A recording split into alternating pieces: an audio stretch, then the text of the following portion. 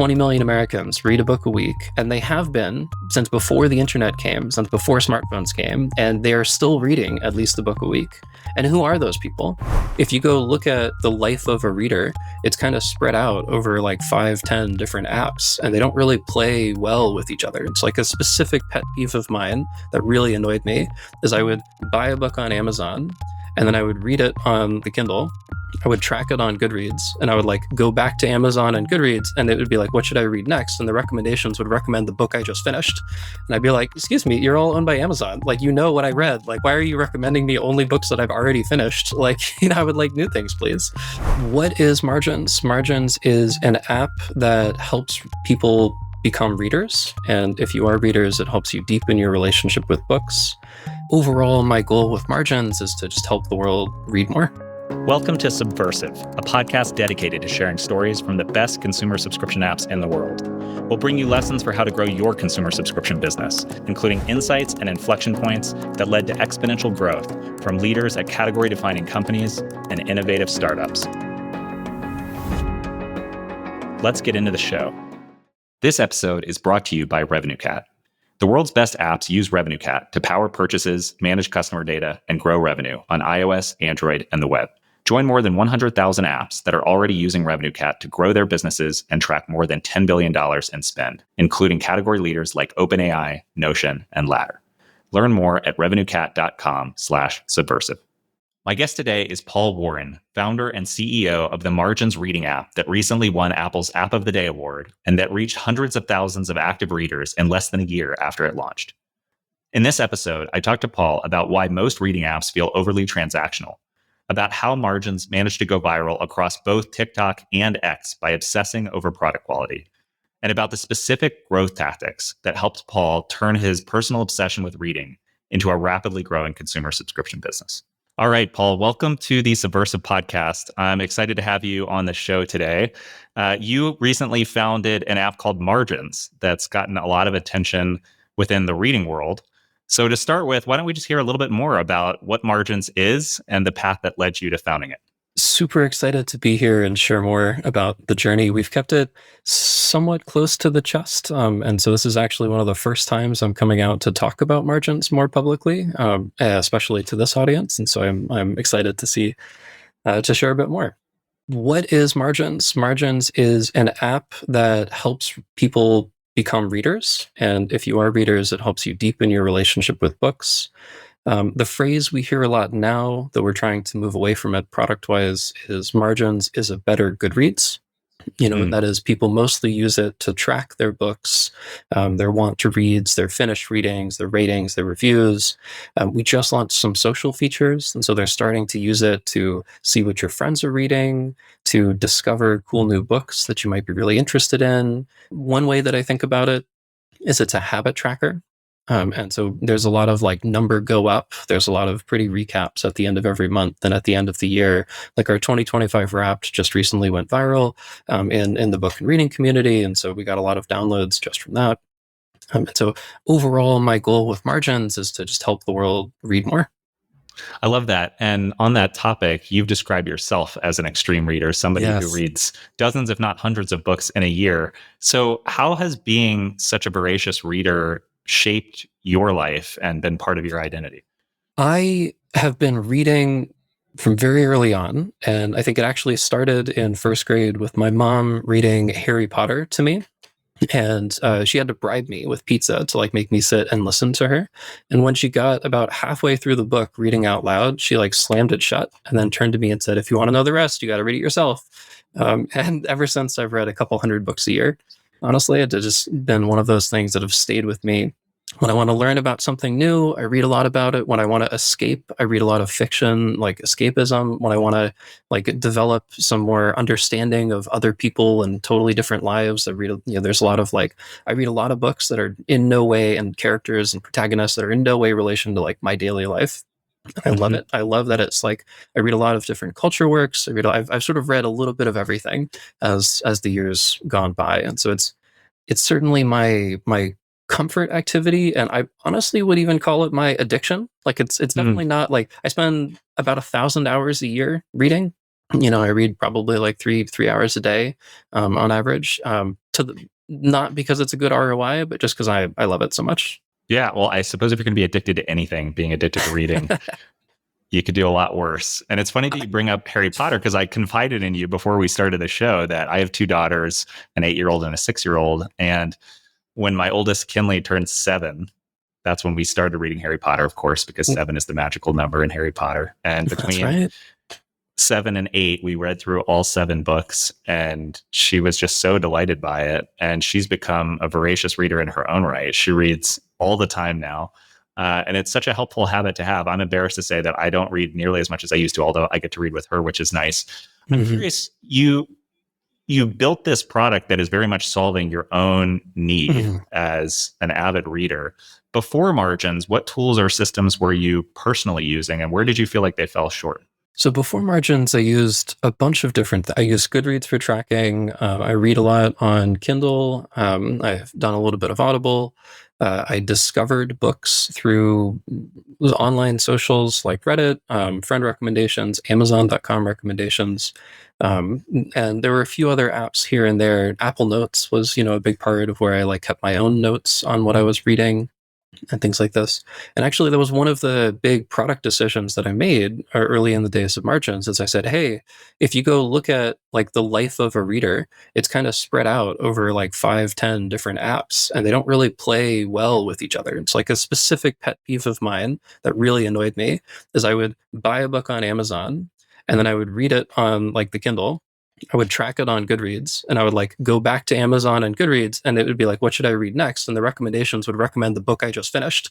And I'd be like, excuse me, you're all owned by Amazon. Like, what I read. Like, why are you recommending me only books that I've already finished? Like, I would like new things, please.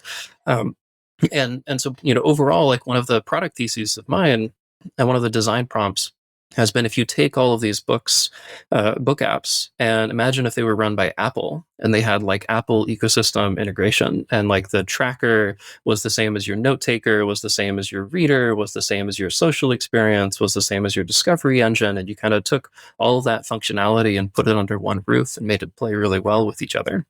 And that's been the long-term product direction that we're heading in. Yeah, well, I forget the name of the person, but somebody famous talked about how so much innovation and technology just comes down to bundling or unbundling. That's right. And so you don't, I mean, if you have a really well designed consumer product, even if all you're doing is bundling up experiences that already exist elsewhere, but doing it in a really integrated and elegant way, that could be significant value add for the consumer, and in this case for the reader. Last question before we jump into the core of the discussion today is just, what inspired you to become an entrepreneur in the first place? And what was the spark that led you to found Margin specifically? Because you spent some time earlier in your career as an engineering leader and as a member of a larger team, but then you decided to go off on your own and start founding companies, and you've been doing that for a while now. And so what led you down that path? My early career definitely was like machine learning engineer and software engineer. And what really led me to entrepreneurship was working at early stage startups and sort of seeing what they were doing and being like, oh, I could do that. Like that makes sense. And in fact, I want to do that because sometimes I don't always agree with what, the people above me are kind of doing and deciding. Mm-hmm. And I think maybe there's a different way that's better. And if I can't do it here, maybe I'll leave and go try it my way and see if it works. And so Margins is my third try at starting something of my own. The previous ones had some like very small amount of success, enough for me to be like, okay, cool. This is kind of working. And the reason why I've kept going, of course, there's that it's kind of working and things are nice and things to be generally progressing in a positive direction career-wise. But uh, the biggest thing is when I'm doing it for my own thing, I feel alive. And when I'm Mm. doing it for other people, I just don't quite feel as alive. And I really like feeling alive, and so that's actually how I organize a lot of my life is I try a bunch of different things and I just ask myself, like, what makes me feel good and what makes me feel bad? And like, not in like Mm-hmm. a hedonistic, like casual way, but in like a deep seated inner meaning, peace with the world, like kind of peace with, I'm doing what I need to do. And so it just turns out surprising fun fact after trying many things and like nomading around the world for 8 years and working at a bunch of other companies is like, actually, I really do just love being in Silicon Valley and trying to build tech startups from scratch. Yeah, well, I think that's refreshing to hear. I feel like there are so many people, myself included, at times in my career that have been more guided by fear or Um, uh, the desire to avoid risk.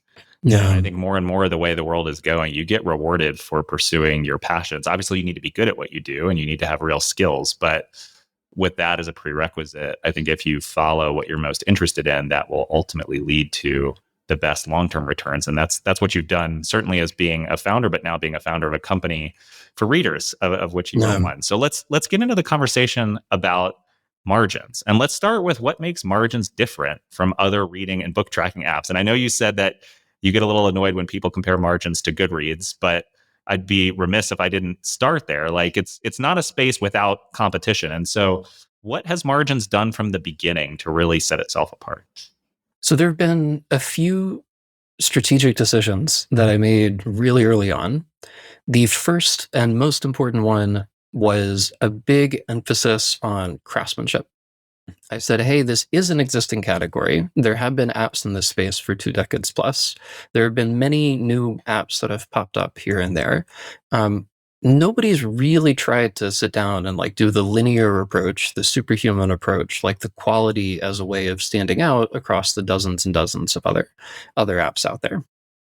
So I said, okay, craftsmanship, that's something new. Nobody's tried that to stand out here in this space. And then the other thing that I said was, okay, well, let me go study all of the possible apps and products and things that exist, and let me dream up a lot of prototypes. And one of the things I realized was that the foundation for basically every book activity that you're interested in is book tracking. Mm-hmm. And if I explain a little bit more, let's say I want to recommend personalized books to you, then I need to know what you've read in the past, i.e., book tracking. Let's say you want to have stats and watch your number go up. You have to be tracking your reading. Let's say you want to see what your friends are reading. They have to be tracking their reading. Let's say you want to be following authors and fandoms and getting interesting news about what's happening in the world of books. I have to know what you're interested in, maybe by you tracking your reading. And so it turns out basically like all of the interesting, really interesting products and features and experiences that I wanted to build, there's this like core underlying foundation that I bucketed into two categories. I bucketed into a catalog of book metadata. So like the titles and the series and the authors and the descriptions and publication dates and who wrote what. And so I spent probably like a year and a half, and it's still not done and will never be done, but I spent probably a year and a half building our own catalog. Like it's a best in class catalog, like to the point where other book startups sometimes pay to license my book metadata instead of using free alternatives like Google Books. So we put a huge amount of effort into the book metadata. And then the same way we put a huge amount of effort into the book metadata, we did the same thing for the user tracking metadata. So our approach to tracking is like fundamentally different. In terms of like one of the principles that we hold is track what you want.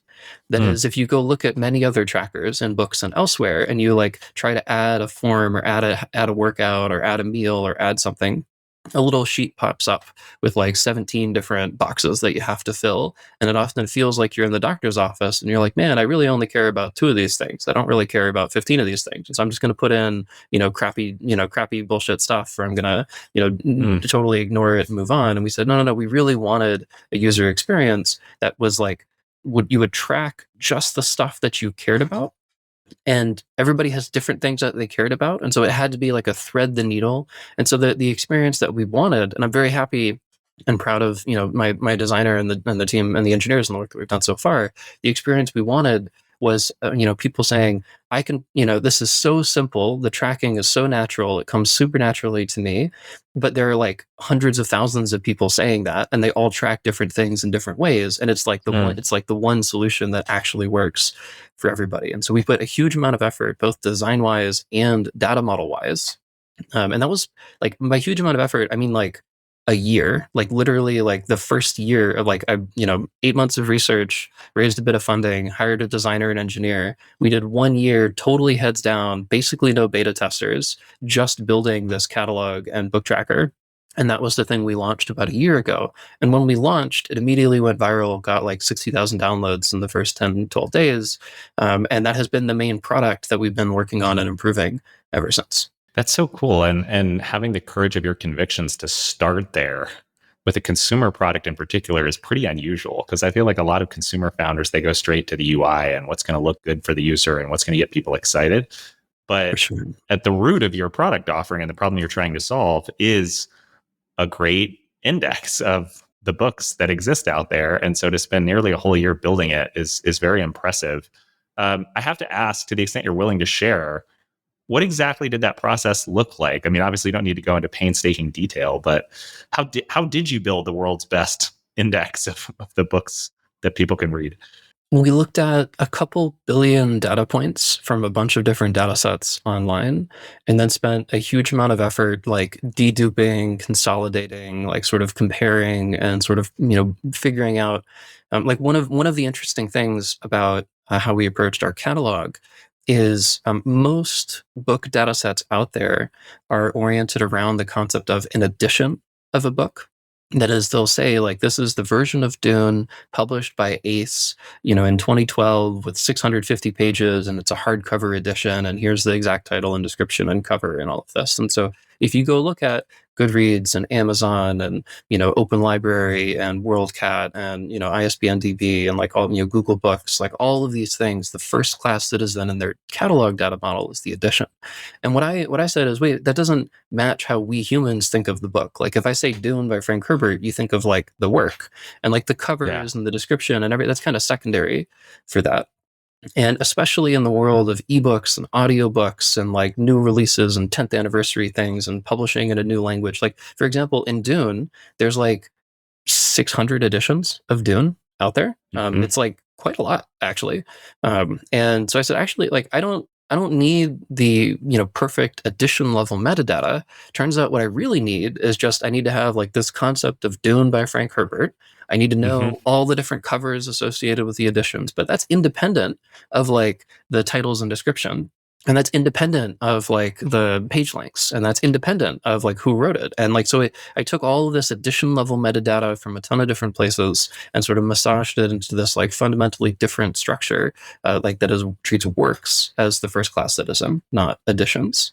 And so that, you know, at scale, the data processing at scale, like this is where my background in, working with data and doing machine learning engineering and being a software engineer, like I was the one who did this. Like I was the one who sat down. I really Hmm. obsess. Anybody who's worked with me at previous companies can tell you I obsess over data, and I obsess over clean data.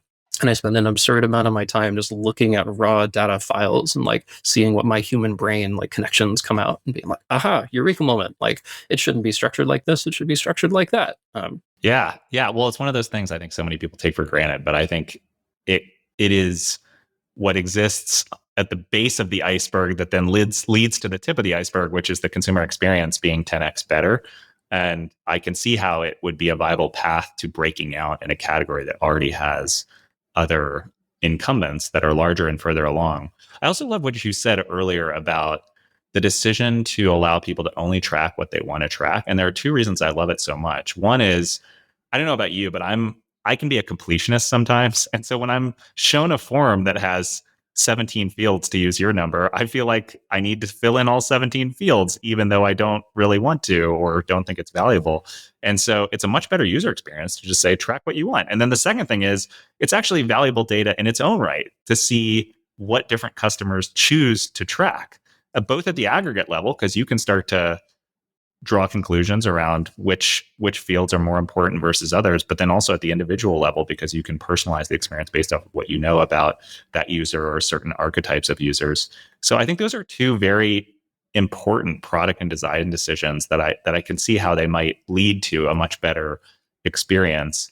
One other thing that I know you've done is, and I've played around with this myself in the app, allow people to search by vibe. So like, if you're somebody who reads a lot and you want to find your next book, you can go find reading lists everywhere in New York Times or whatever, right? But if you want to go off the beaten path and find something you maybe haven't heard of before, this whole idea of searching by mood or vibe is really interesting. And so where did that insight come from, and what does that look like in your product?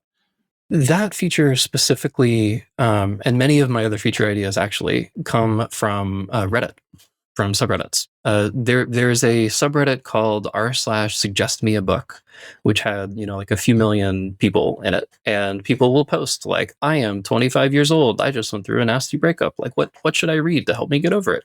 Or like, I'm moving to Portugal, like I'm going to Portugal next week, what are some like fiction non-fiction-y things, like I like these kinds of books. And then humans will just come in, people will come in and just respond on these comments and be like, and again, this is one of the last I it was like one of the top like 30 most active subreddits that are out there. And so anytime I look at a subreddit and I'm like, wow, that has a lot of activity, like how can I turn that into a feature? Like how can I make Yep. that into a thing that that people want? And with Search by Vibes, that's also one of those examples of the emphasis on tracking paying off, because with good recommendation algorithms, I can, as you track more data, I can make the results of a fuzzy query like, I'm going to Portugal next week, or I went through a breakup and what do I read? And I can say, oh, and this user has read this, and this, and these are their favorites, and here are books they've written, rated low, and here are books they've rated high. And so the results can be personalized, pretty easy.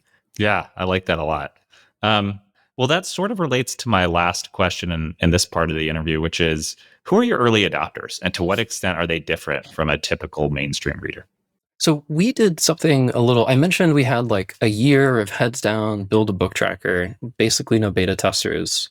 What I mean is after a year of development, I think we had a total of like 30 people that had tried the app at all. Like we very intentionally would like work on the product for a few weeks, onboard exactly like 2 people, take a bunch of notes, like work on the product for another 2 weeks. And the 2 people were mostly there to like sanity check things. And like there have been some changes that they did, but mostly we were like, is our perception of what users will be confused about or use like accurate? And Yep. so we didn't really, and then we didn't really like follow up and like foster. And these were like friends and family, and they were happy to proactively share feedback. And then we just like launched and went viral on BookTok, and that was like our launch strategy. We stayed away from most of our personal networks. We stayed away from like launching on Twitter. We stayed away from like the tech circles, because most of reading, actually, there's a big trend. So maybe if I take a step back, it's probably helpful if I answer who is the typical reader, and Mm-hmm. how many readers are there.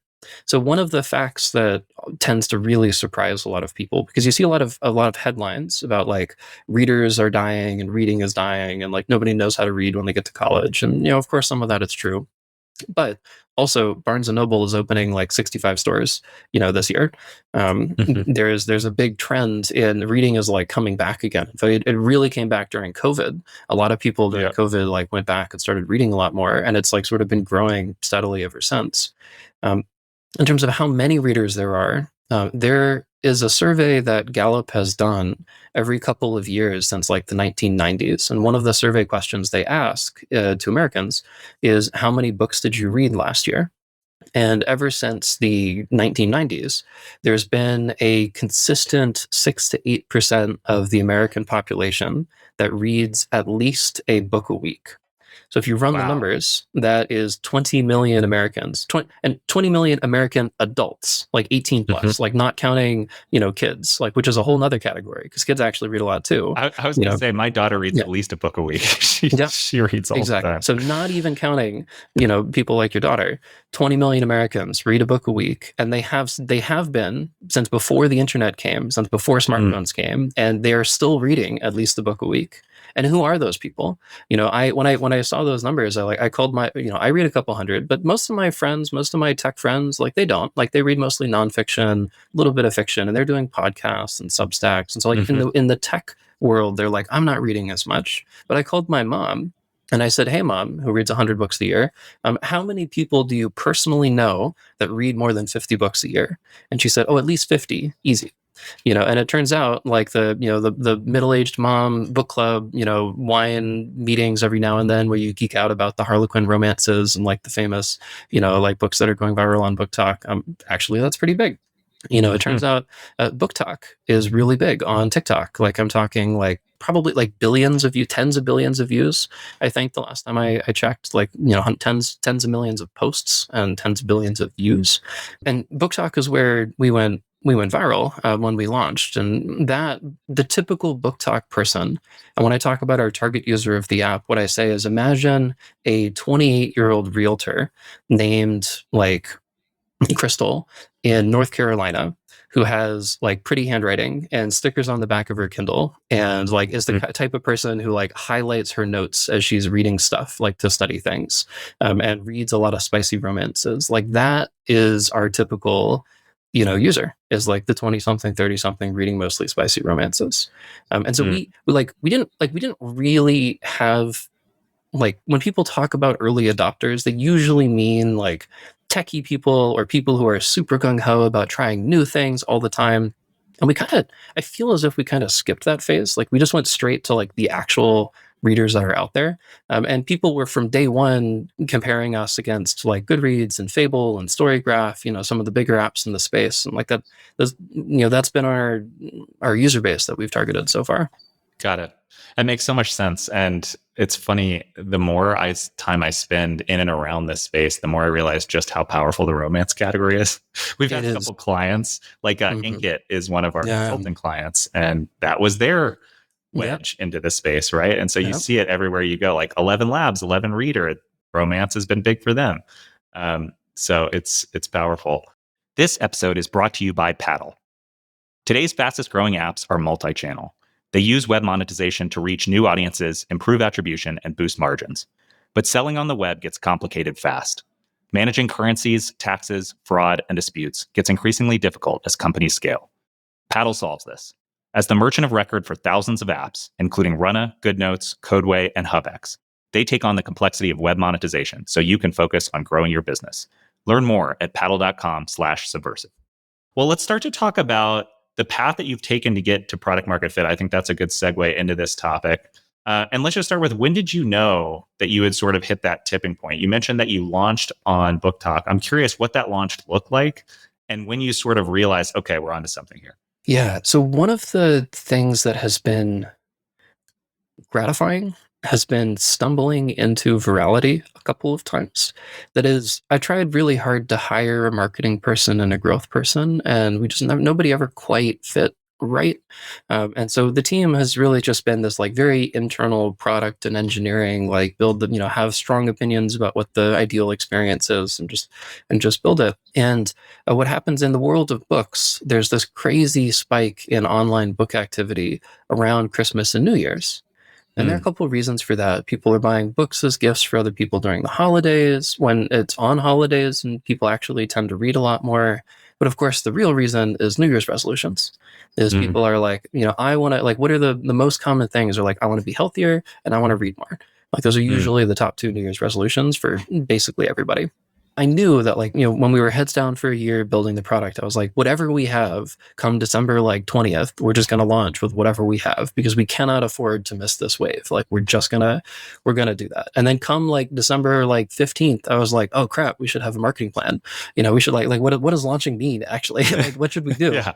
And I was okay. Well, I think we kind of missed it this year, but that's okay. We can do it next year. But I'll just sign a couple of influencers. I'll ask them to post videos. I spent like a couple $1,000.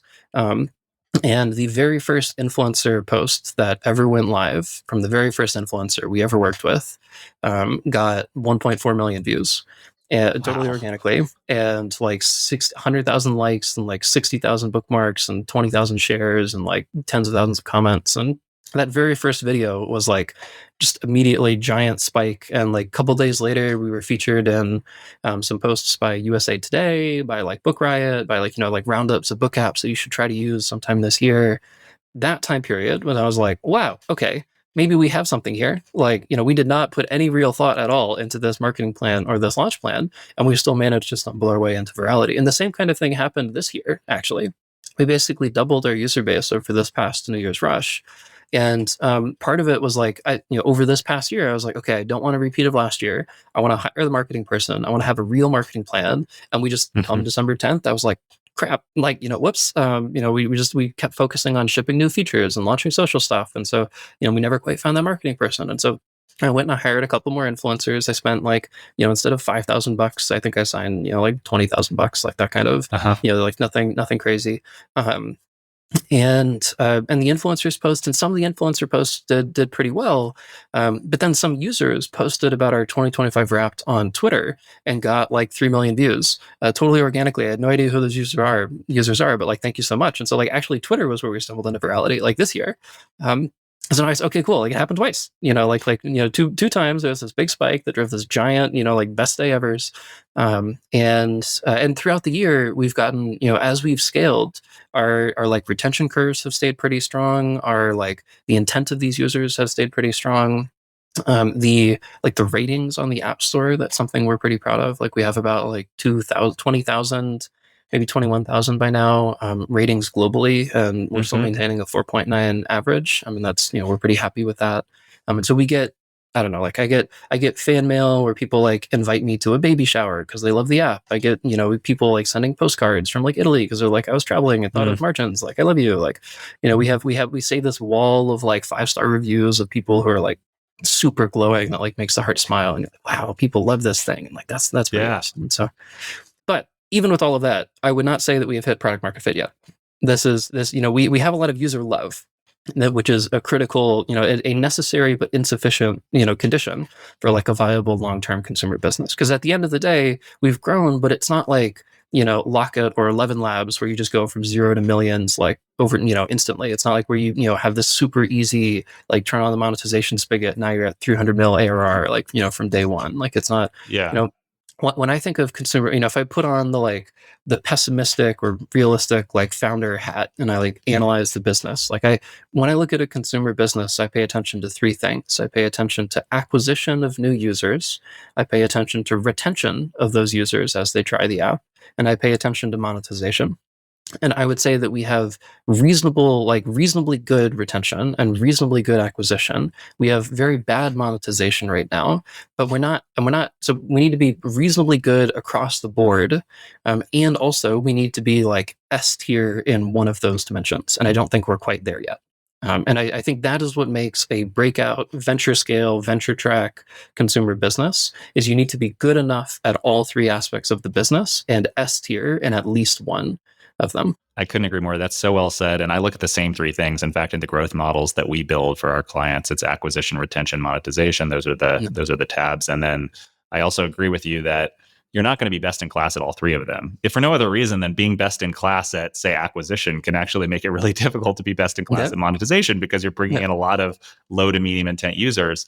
But you got to be best in class in one of them. And it sounds like you're off to a great start at the very least on acquisition and getting there on retention.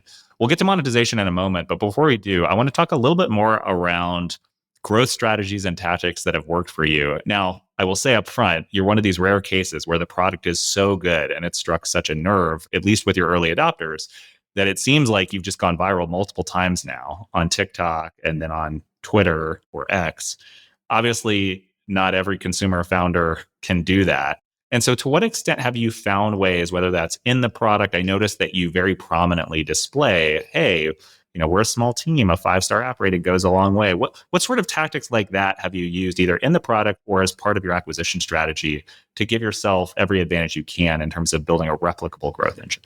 In terms of a replicable growth engine, the closest we've come has been through a UGC program where you pay people to spin up totally new accounts, warm them up, post videos, standard consumer app playbook.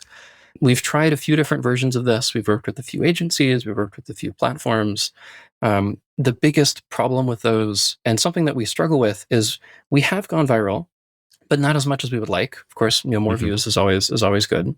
And one of the issues is part of what makes our app really good is like calm, cozy vibes. Those are like keywords that we think about design-wise a lot. But that means that if you take a screen recording of any like 1 to 3 seconds of usage of the app and you try to post it on TikTok, like the screen recording itself doesn't like scream viral. Yeah. It's not, our app is not very TikTok legible. And so the videos that we've had that have done, the short form videos that we've had that have done viral are like a person looking at the camera and being like, I found the best app for readers ever, and just talking for 2 minutes about all of the features and demoing everything. And it's not like the hidden hook with the 7-second viral format. It's like literally like a person genuinely saying, this is the best product ever. You have to go download it right now. Like, those are the videos that have done well.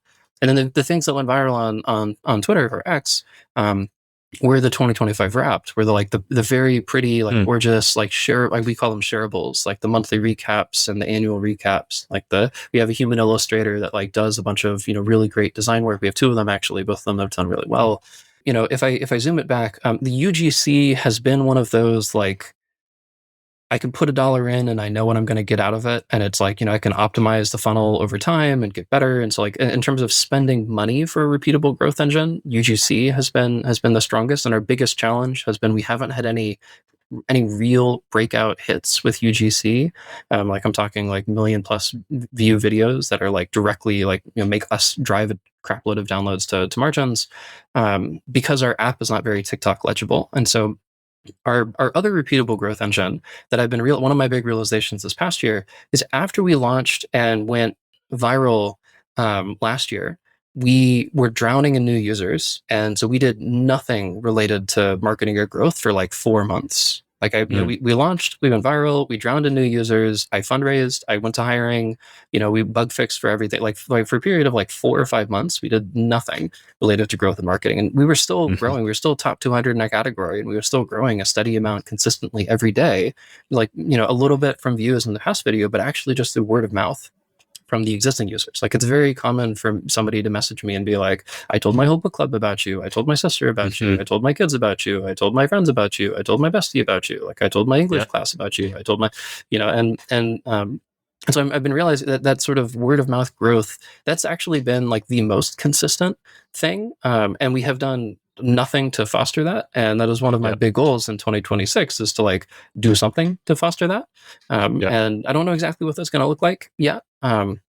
But so if I, put it back again, there have been the other growth channel that I mentioned here has been influencer posts. So those are the 3 things that we've tried that have been repeatable, that we've definitely gotten a significant number of downloads from. It has been paying influencers to post videos on their own accounts. It has been paying creators to spin up new accounts and post BookTok and margins related videos, short form stuff on our account. It has been like word of mouth from users, like talking about it with other people and posting about it on their own, totally free, no incentive on other platforms. Yeah, it makes sense. And all 3 of those are somewhat complementary because, at least in my experience, once you've built a great product, and then once you've figured out the right positioning and messaging that strikes a nerve with your target customer, then you can take that atomic message and like distribute it through paid influencers, through organic content, and through word of mouth. Yeah. I hadn't thought of the whole book club angle. But that's sort of silly because it makes so much sense. And I think that's been a pretty big part of Fable's growth story, is that they sort of orient their product around the book club. And so that gives you an inherent built-in advantage. And you did mention that you have made it really easy for users to create these shareable artifacts like their margins wrapped at the end of the year. And so to some extent, it sounds like you've started to figure out scalable ways of doing this, but you're still in the early innings. The last thing I'll ask before we get to monetization is, you were recently featured as Apple's App of the Day. How did that help to accelerate your growth? And then the other thing I'm specifically curious about is, I know a number of companies that have had the luxury of getting featured as App of the Day. And oftentimes what it leads to is this huge spike in inbound traffic and a ton of downloads, but oftentimes the average quality of those downloads is much lower. And so I'm curious to what extent, in your case, it has led to retained users and then to actual paying subscribers.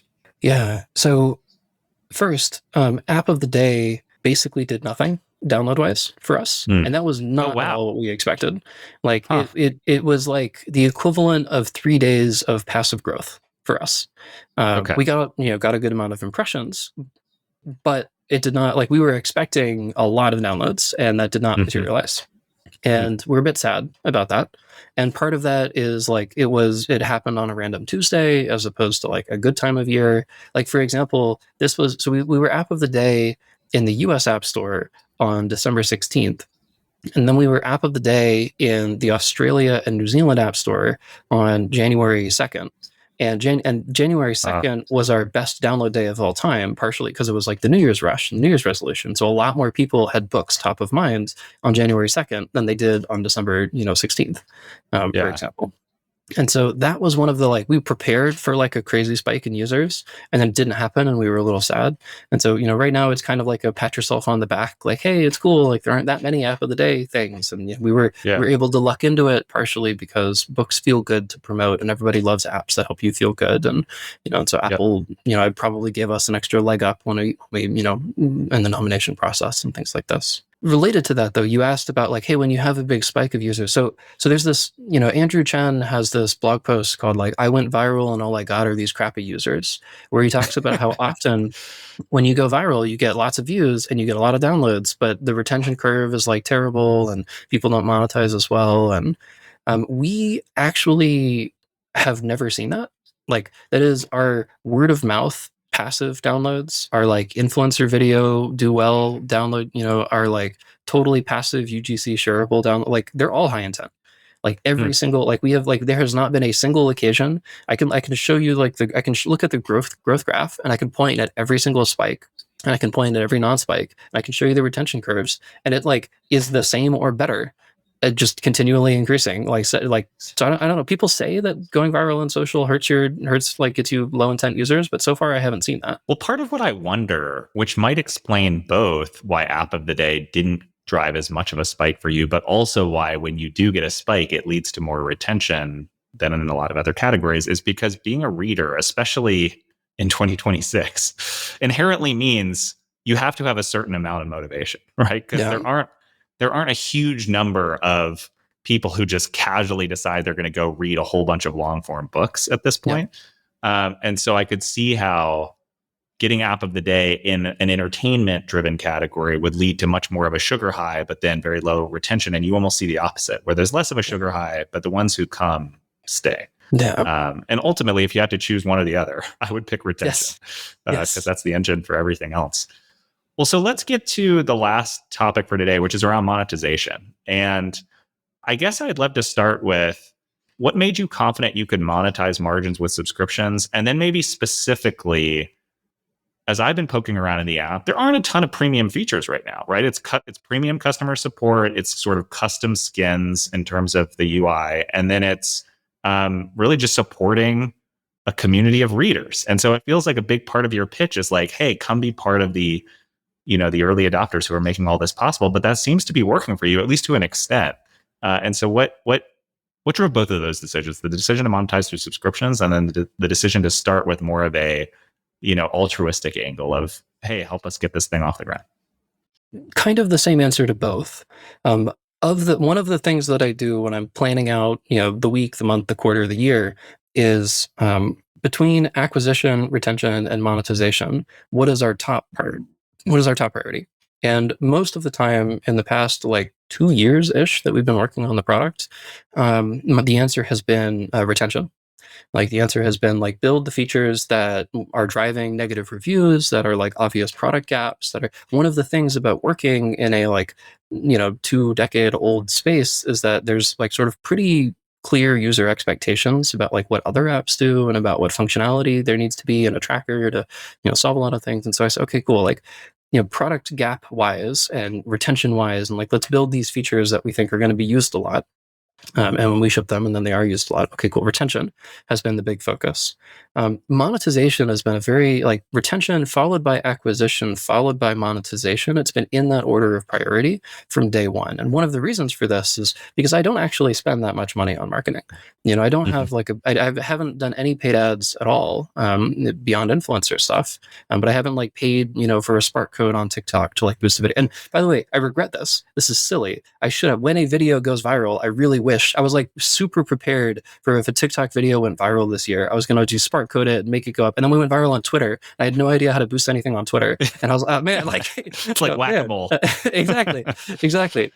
But so we're not like we don't have a consistent marketing spend or consistent marketing budget, and part of so like there's no like if I had an extra $10,000, $50,000, $1 million, like I would hire another engineer. I would probably hire like what I will do and what I plan to do this year is hire a marketing person that I can give a budget that like that will mean that we start optimizing for a lot of these things. And then I will care a little bit more about monetization because it would be like $1 in marketing spend and $1 in revenue. Okay, if I can get that funnel working well, then of course, you're off to the races like that.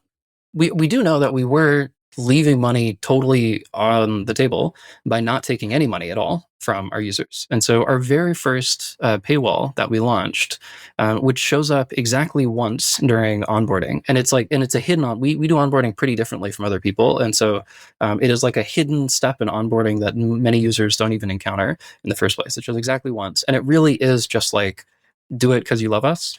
And a surprising number of people are willing to subscribe, for that. And we put together and I feel embarrassed talking to you because I know you spent so much time optimizing, these a lot of these funnels. But like we spent like 5 minutes on the design of that paywall. We have all these plans for members only features, but currently in the app, like basically nothing is members only. And one of the features that we get, and you asked earlier, this ties into something you asked earlier about, hey, we're a tiny team of app lovers. A 5-star rating would mean a lot to us. So one of the things that has driven like probably thousands of ratings at this point is if you go on the app and you go to the home tab and you scroll down to the bottom, there's a lamp and a reading chair. And if you tap the lamp, the light turns on. And there's a little like light switch clicking sound. And if you like go to our App Store reviews and you Control F for lamp, you will see hundreds of people talking about how the lamp is so cute and so delightful and so amazing. Yeah. And so we just, because like what you're supposed to do is like, when somebody has a delightful experience in the app, you pop up a, hey, if you love the app, like give us 5 stars. And it just always felt a little tacky and forced to us. And so we just like, well, like, let's just add an Easter egg and manufacture that moment of delight and just add the little rating there. And, we'll see how it feels. And actually, we just immediately got a crap load of reviews. And we're like, okay, cool. Like, good. We're going to stick with that. And the reason I bring this up is because I have had multiple users suggest to me independently that in that graphic of the lamp, there's a little like stool, like a table where they have a stack of books, and they say, hey, you should have a tip jar next to that because I don't want to do a subscription, but I would love to do a one-time donation. And so, right next to the lamp, I hope it continues getting us ratings, but also we're going to add a tip jar where users can do a one-time, because again, like people will come to me. We've had people like, it'll show up once during onboarding and then they'll message me later and be like, I really love your app. I can't find how to subscribe. Like, how do I subscribe? And we get those types of messages.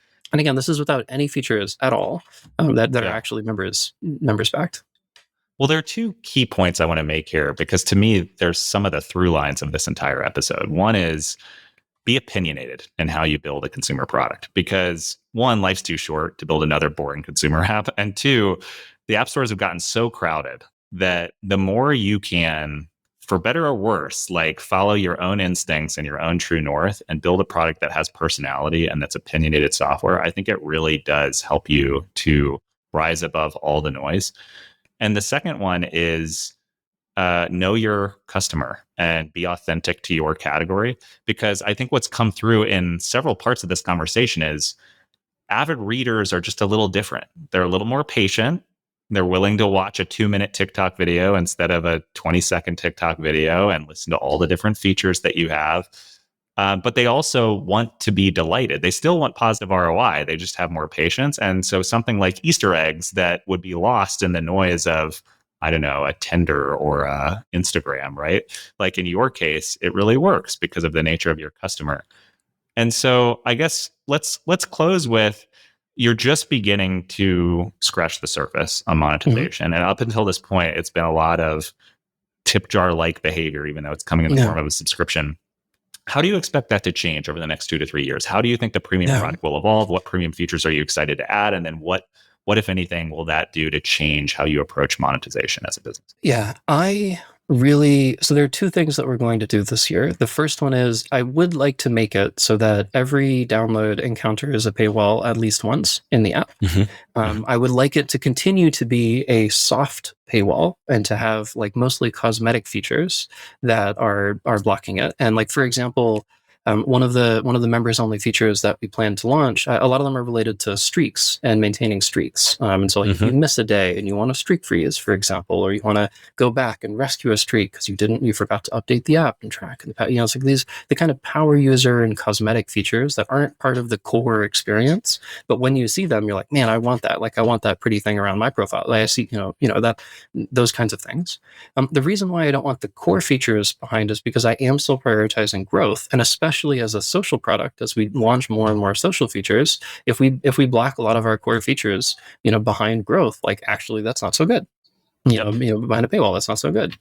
So I will have a paywall. It will be like mostly the nice to haves in things. I will get to the point where most of the users encounter a paywall every now and then. Still soft sell. We're going to see how that performs.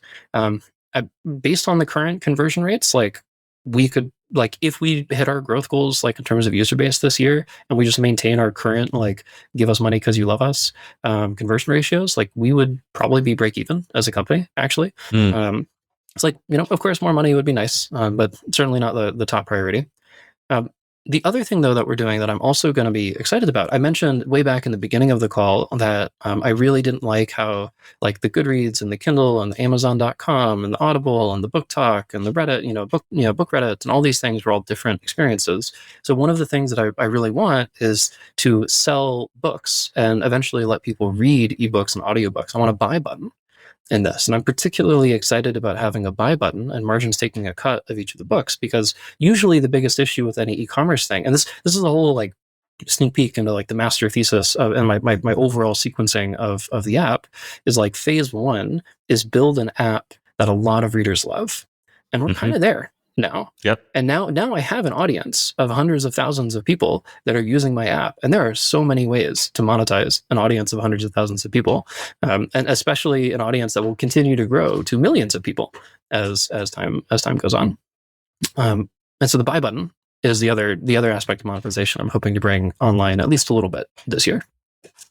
Yeah, I love that. And one of the other things that's so great about a buy button is it should allow you to capture a lot more consumer surplus from your whales, right? The LTV or the ARPU for your whales will be much, much higher than a typical consumer subscription app can get, because a typical consumer subscription app just has a single subscription tier. And so they get the same amount of money from everyone. And that also means you can subsidize the cost of the subscription for everyone else. Because if you're getting enough money from your whales, you can offer targeted discounts, or you can just keep your base subscription price lower in order to maximize your total audience size. And I'm hearing Absolutely. a lot of parallels to the Duolingo playbook, which is like, Yes. give all your best features away for free, amass a huge audience, drive tons of organic growth, keep your CACs down, and then find ways Yep. to monetize the power use through things like streaks, which Duolingo also did, right? Everybody can Yes. get streaks, but if you want streak repair or other sort of advanced motivation features, Duolingo has over time monetized those more and more. And it makes sense specifically in the context of an educational product like theirs or a reading product like yours, because people are proud of putting time into Yes. the app in ways that they might not be with other categories. Absolutely. Well, this has been such a delight. Let's get to our lightning round, and we will keep it short because I know we're coming up on an hour here. But as I always do in the lightning round, I love to just ask a few very brief questions and get one or two sentence answers from you. And I'll start with the one I always start with, which is, what is the best part about working at Margins? And what's one thing that you would change, or as the founder, are actively working to change? The best part is working on a product that I use myself like multiple times a day, every day, and have wanted to forever. And so I'm like, I as a user want this, and then it happens, and I'm like, hey, that's awesome. Actually, in terms of one thing that I would change about Margins, as a business, I think we really should be focusing more on like a repeatable growth engine, on monetization, on those things. Like, it is easy to overindulge in I am building the product for me, myself, and I. And yes, of course, I want this, but it is a venture scale business. It is, supposed to stay venture track, and I would like to like remember that every now and then. Yeah, it's very important. And I'm glad you have that self awareness. As you know, I have this framework called the subscription value loop that I preach, which is value creation, value delivery, value capture. And I find that missionary driven founders like you, very product driven founders, often intentionally or unintentionally overlook value capture because they want to just create value for their users and they spend all their time on that. But ultimately, the more value you capture, the more you can reinvest back into value creation. And that's such a virtuous cycle that benefits everyone, including the business. Obvious question: who's your favorite author, and what do you love so much about them? The one that is coming to mind the most right now is Ian M. Banks, who wrote the Culture series, which was my first introduction to the concept of a post-scarcity society, where we've solved death, we've solved consciousness uploading, we've solved faster than light travel, we've solved in multi-species intergalactic, and I was like, wow.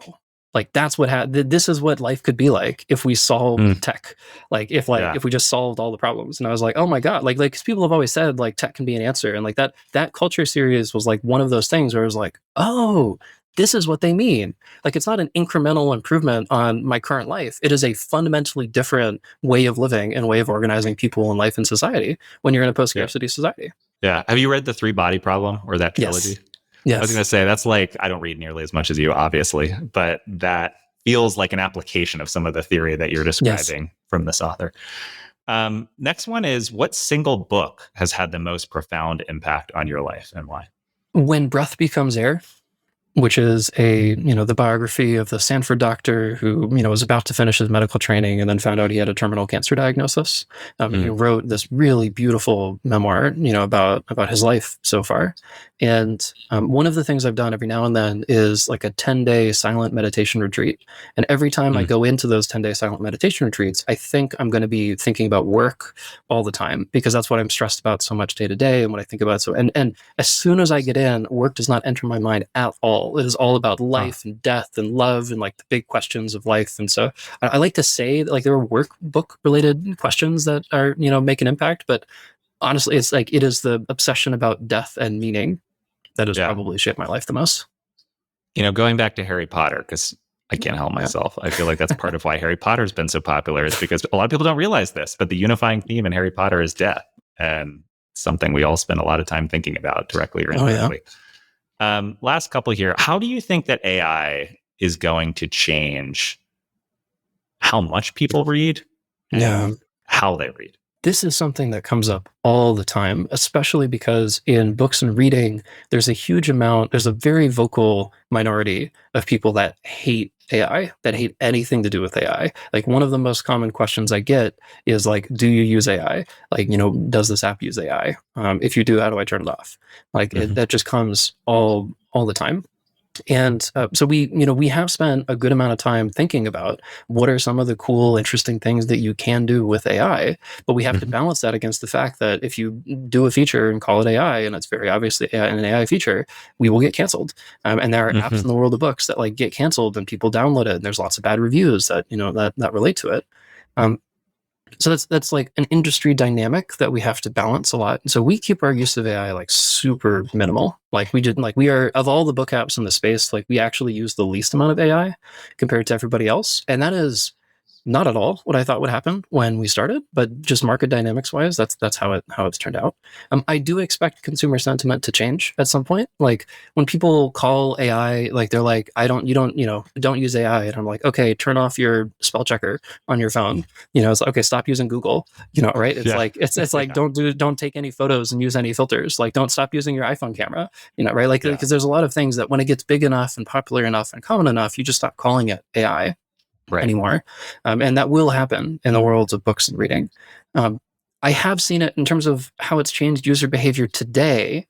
Amongst the nonfiction reading crowd, there's a common question, which is like, why would I read the full book? Why can't I, I'll read the Notebook LM, podcast. I'll do the book summary, give me the recap. Like, that comes up from the nonfiction crowd.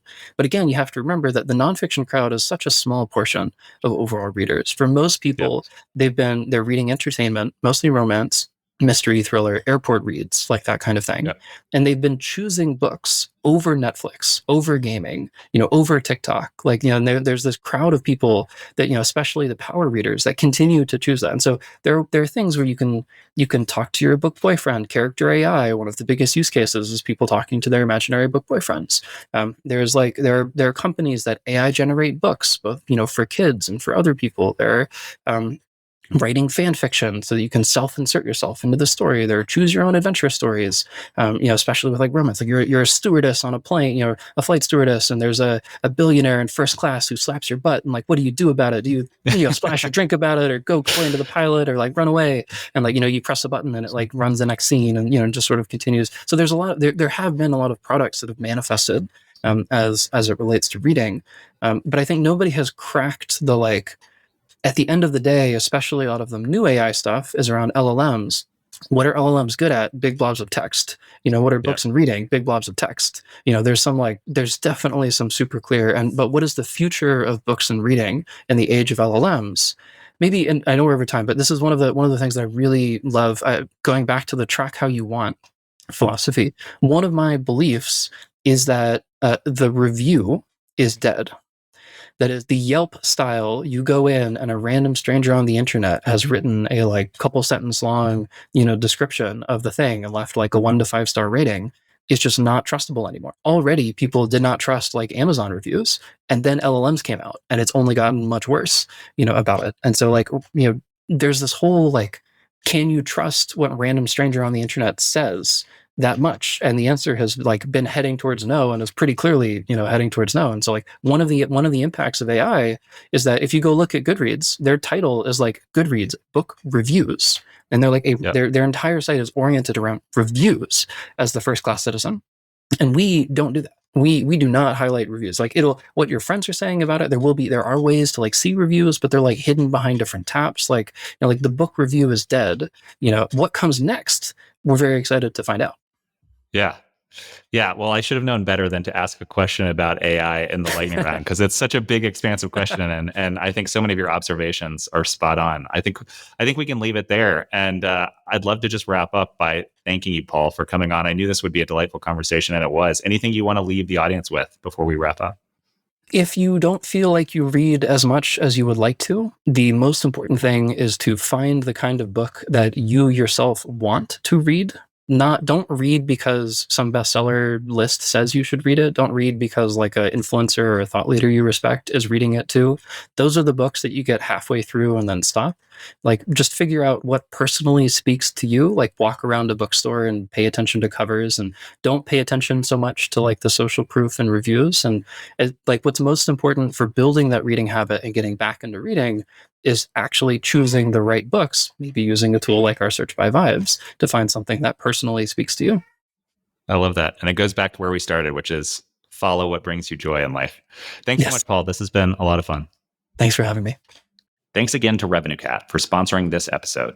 If you're building a subscription app, you can use RevenueCat to power purchases, optimize paywalls, offer discounts, handle refunds, manage customer data, run A/B tests, generate insights, and unlock more revenue. I work with dozens of subscription apps, and most of them are already using RevenueCat to power their businesses. Learn more at revenuecat.com/subversive.